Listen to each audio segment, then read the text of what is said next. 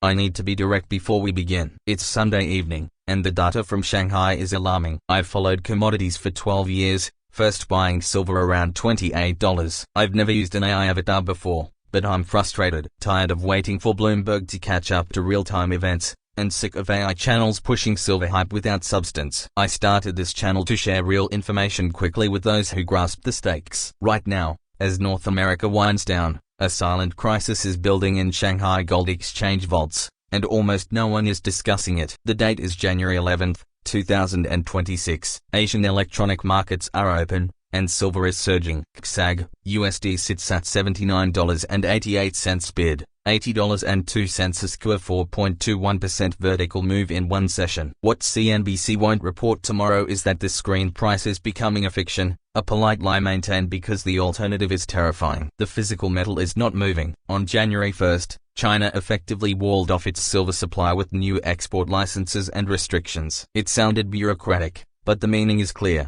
China has ring-fenced the world's largest source of refined silver, and the downstream effects are now cascading through the system. The Shanghai Gold Exchange, which handles more physical silver delivery than any venue on Earth, is reportedly failing to fulfill delivery requests, and not delaying, but failing. The mainstream narrative from big banks claims this is just silver finding its range after a volatile December. They say liquidity is fine, it's normal price discovery. But my terminal shows vault reports, and the inventory numbers tell a very different story. We will break this down piece by piece. By the end, you'll understand why the next 72 hours could be the most critical for the silver market in decades. Here is my promise. I will explain the force majeure mechanism exchanges use when they cannot deliver physical metal. I will calculate the real impact of the 17-ton inventory drained from January 9th. I will show you the widening spread between paper price and physical reality. Then, I will tell you exactly what I'm doing with my own capital in the coming days. This isn't advice, it's transparency. If you believe your paper silver position is equivalent to a 1,000-ounce bar with your name on it, you may be about to learn a very expensive lesson.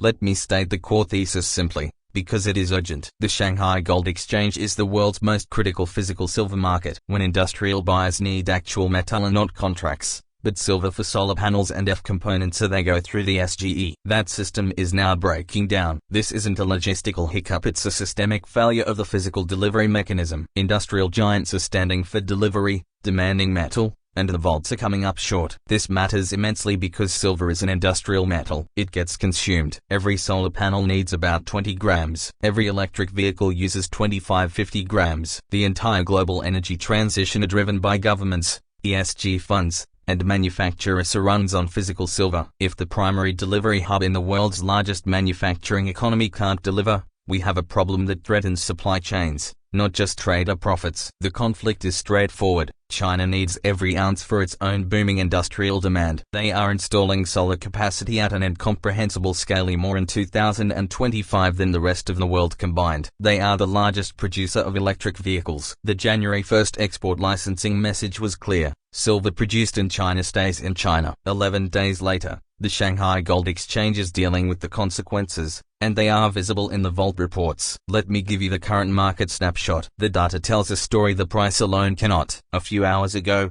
silver opened in Asia at $79.88 bid, $80.02 ask. That 14-cent spread might seem small, but normally it's 5-7 cents. A widening spread signals a lack of sellers. Liquidity is drying up. Physical holders are reluctant to sell at these prices because they doubt they can replace the metal. Then there's the price action itself, up 4.21% in a session. This is a vertical rip. We tested the $80 psychological level, pulled back 12 cents, and are grinding back up. The $80 level is significant. It's a round number that creates psychological resistance, where stops cluster and algorithms trigger. More importantly, look at December. We hit $84, then pulled back. So $80 is the halfway point to reclaiming that high. A convincing break and hold above $80 makes $84 the next target, with little resistance in between. But I want you to look beyond the price to the physical market. That's where the real story is. According to vault reports from SAIC and SGE data,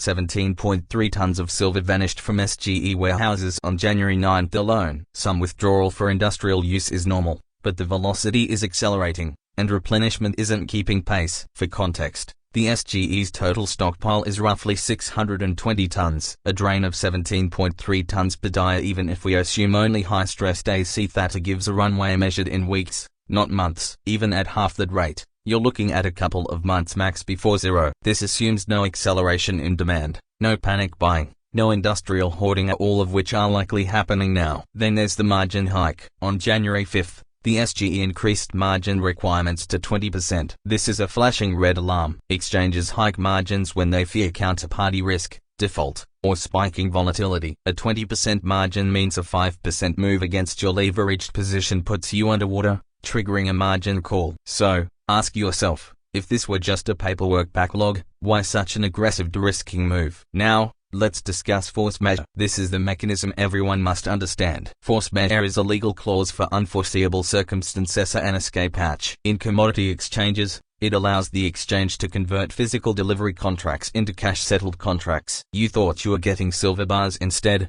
you get a check. It's technically legal, but it is a default. You contracted for physical metal, paid for it, and planned around it. A cash settlement doesn't solve your problem if you're an industrial buyer needing that metal for production. Here's an analogy. You order and pay for a pizza. The driver shows up, hands you a $20 bill, and says, "We ran out of dough." You're made whole in dollar terms, but you can't eat cash, and your plans are ruined. Scale this up. A German solar panel company has a contract for 2 tons of silver from the SGE to meet production targets. If the SGE declares force majeure and gives cash, the company can't build panels with money. They can't easily source metal elsewhere if prices have spiked or supply is gone. Production stops. Consider a darker possibility. What if this is strategic? What if China, assessing its domestic industrial needs and silver supply, made a calculated decision to cut off foreign buyers first? The pattern fits. January 1st export restrictions, January 5th margin hikes, January 9th 17-ton drain, January 11th rumors of delivery failures. This looks like deliberate restructuring, not accidental stress. Let me walk you through the math. Seeing the numbers makes the severity undeniable. We'll start conservatively, taking official numbers at face value. The SGE has about 620 tons of inventory. On January 9th, it drained 17.3 tons. Assume an average daily drain of 10 tons. A generous estimate. 620 tons divided by 10 tons per day equals 62 days. That's a 2-month runway to zero inventory, assuming no increase in withdrawal velocity and no decrease in replenishment. But withdrawal velocity will likely increase. As word spreads that the SGE might fail on deliveries, industrial buyers will panic. They will stand for delivery now, pulling metal out and hoarding it rather than trusting it will be there later. It's basic game theory. Everyone has an incentive to grab their share before the pool runs dry. Replenishment will slow. China won't ease restrictions, it may tighten them. Domestic miners and refineries will prioritize local customers. Metal flow into SGE vaults will slow just as outflow speeds up. That's a death spiral. Now, let's discuss a stress test scenario based on a credible but unconfirmed rumor from Tokyo. The rumor is that an industrial buyer requested 64 tons and received only 1 ton, a 1.5% fulfillment rate. If true, this isn't a squeeze, it's a complete delivery mechanism breakdown. Why would the SGE admit this publicly? Their incentive is to manage things quietly, hoping to stretch inventory until something changes. But they can't hide the price. A 1.5% fulfillment rate would show in physical premiums. Reports indicate silver in Tokyo trading with $50 premiums over spot. That would put the real physical price near $130, while New York paper is at $80, a 62% premium. That doesn't happen without a genuine physical shortage. I can't confirm the 1 out of 64 story, but I can confirm spiking premiums, widening bid-ask spreads, SGE margin hikes, and inventory drain. All data points are consistent with severe shortage and inconsistent with an everything is fine narrative. Let's talk leverage, because this is dangerously explosive for paper positions. The SGE's 20% margin means you post $20 cash for every $100 of exposure. If you're long at $80 with 5-to-1 leverage and silver drops over 20%, you're liquidated. Conversely, if you're short and silver moves up $5 from your entry, you're wiped out. At $80 now, a spike to $85 wipes out anyone who shorted above $80 with 5-to-1 leverage. A spike to $90 wipes out shorts above $85. Each wave of margin calls forces liquidation, pushing prices higher, triggering the next wave via a reflexive loop that causes vertical price moves. We don't know how many leveraged short positions are out there. Hedge funds, prop desks, algos betting silver declines from the December $84 high. If these positions are large and forced to cover simultaneously, we could see a short squeeze that makes current moves look tame. Let me recap. The export restrictions are real. The inventory drain is accelerating. 17.3 tons gone January 9th. Total stockpile 620 tons. Margin hikes are real. SGE to 20% on January 5th, signaling worry. Delivery failures are in the 1 ton out of 64 story is unconfirmed but fits the data. Price action confirms stress, up 4.21%, testing $80. Bid-ask spread widening. All points to extreme physical market stress and a growing disconnect from paper prices. I know the skeptic's strongest argument. This is just a logistical bottleneck from new export paperwork. Give it a few weeks for permits to process, and everything normalizes. That argument isn't crazy. China's bureaucracy is slow and opaque. But if it were purely paperwork, why the 20% margin hike? Paperwork delays don't cause margin hikes, counterparty risk does. The exchange is worried someone won't meet obligations or fear stemming from vault math, not unprocessed forms. And if purely paperwork, why the 4% price spike? Paperwork doesn't cause such moves, supply shortages and fear do. The market is pricing an expectation that physical silver will be harder to get, not just stuck in administrative limbo. Another myth, silver is at an all-time high, so it must crash. First, we're not at an all-time high. The 1980 high was $50 nominally, but about $180 inflation adjusted. We're at $80. More importantly, high prices don't guarantee a fall, they reflect demand exceeding supply. Prices stay high until demand falls or supply increases. Industrial demand from the energy transition and EVs is structural and accelerating. Supply can't ramp quickly. Mining is a 5-10 year timeline. My forecast for the next 48-72 hours. We test the December $84 high. A break is likely. If the SGE announces force majeure, we could see $90 plus very quickly, possibly within days. The short squeeze potential is real. Leveraged short liquidation could make moves violent. However, a sharp pullback is possible if the SGE temporarily stabilizes things or there's coordinated intervention to calm markets. That wouldn't change the long-term trajectory. A structural deficit, export restrictions, and industrial demand remain but could cause a short-term shakeout. I'm not making exact timing predictions. I'm saying risk is heavily skewed to the upside. Fundamentals support much higher prices. The smart move is to own the physical asset and be very cautious with leverage. Finally, understand this core message. This screen is a suggestion. Physical metal is the truth. A price quote shows where the marginal paper contract trades, not whether you can actually buy or sell physical at that price, the premium, the delivery wait time, or if the exchange can fulfill.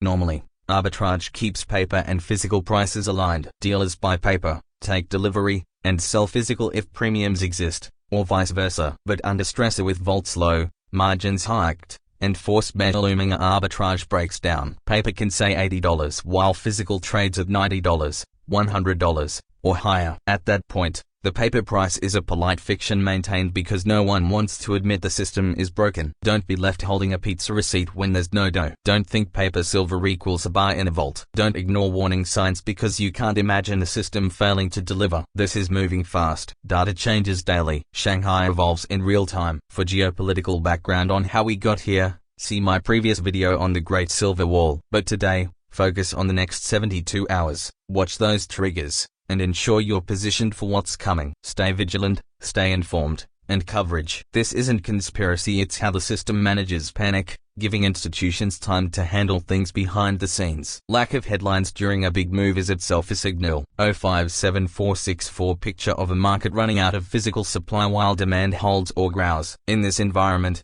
the paper price becomes less relevant. What matters is whether you can get metal and what premium you must pay. My forecast for the next 48-72 hours. We test the December $84 high. A break is likely. If the SGE announces force majeure, we could see $90 plus very quickly, possibly within days. The short squeeze potential is real. Leveraged short liquidation could make moves violent. However, a sharp pullback is possible if the SGE temporarily stabilizes things or there's coordinated intervention to calm markets. That wouldn't change the long-term trajectory. A structural deficit, export restrictions, and industrial demand remain but could cause a short-term shakeout.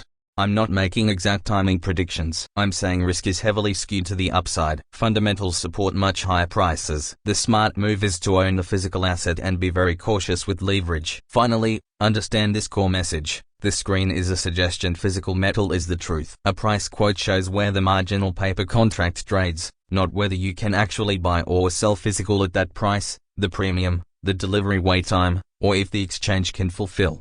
Normally, Arbitrage keeps paper and physical prices aligned. Dealers buy paper, take delivery, and sell physical if premiums exist, or vice versa. But under stressor with volts low, margins hiked, and force majeure looming, arbitrage breaks down. Paper can say $80 while physical trades at $90, $100, or higher. At that point, the paper price is a polite fiction maintained because no one wants to admit the system is broken. Don't be left holding a pizza receipt when there's no dough. Don't think paper silver equals a buy in a vault. Don't ignore warning signs because you can't imagine a system failing to deliver. This is moving fast. Data changes daily. Shanghai evolves in real time. For geopolitical background on how we got here, see my previous video on the Great Silver Wall. But today, focus on the next 72 hours. Watch those triggers, and ensure you're positioned for what's coming. Stay vigilant, stay informed, and know the difference between paper and metal.